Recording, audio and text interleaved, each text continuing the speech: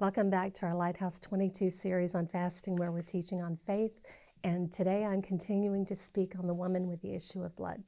And you know her heart had to have been beating out of her chest. You know when you're that close to a breakthrough and the devil starts to go, stop, don't do this. We're led to believe that she was just this bold woman of faith, but she was weak and she was scared and she had been isolated and rejected and alone for years and years and years. So she touches the hem of his garment, and in an instant she's healed. And within just these few seconds, her mind is trying to wrap around the fact that, no, I'm not bleeding anymore, and I'm healed, and I feel strong. And within seconds, before she can even process this, Jesus whirls around and says, who touched me? Nobody owned up to it, interestingly enough. Everybody had been touching him, but nobody said anything when he said, who touched me? Except for Peter, who is like the comic relief, and he's almost snarkily like, dude, didn't touch you. You know, everybody touched you. What is your point? And Jesus is like, well, somebody touched me, and it's like a light socket. He knew it was that same healing, that feeling that he would get when he would lay hands on someone with leprosy and their skin was like baby perfect. So he demanded to know, who was it that had pulled this power of healing out of me? And she had to have been terrified because she knew she had been spotted, she had been called out, and she couldn't just go, well, Jesus won't know now, because he knew exactly who it was. He already knew, right?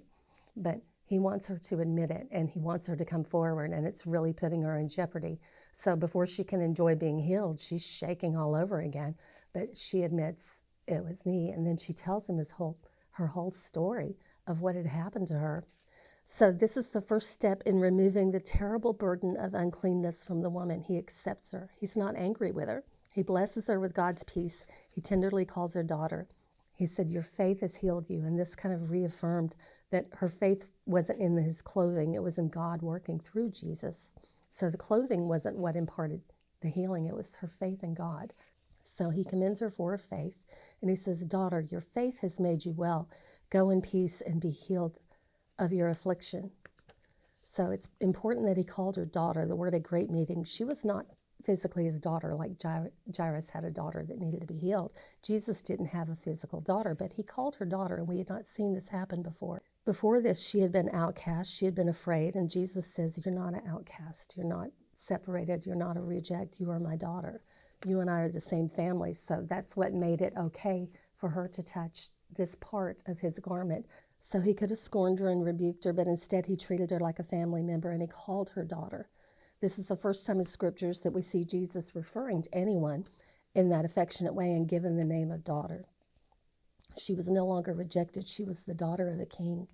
So he wants us to come with him with boldness like his sons and like his daughters, and just know that we can come to him.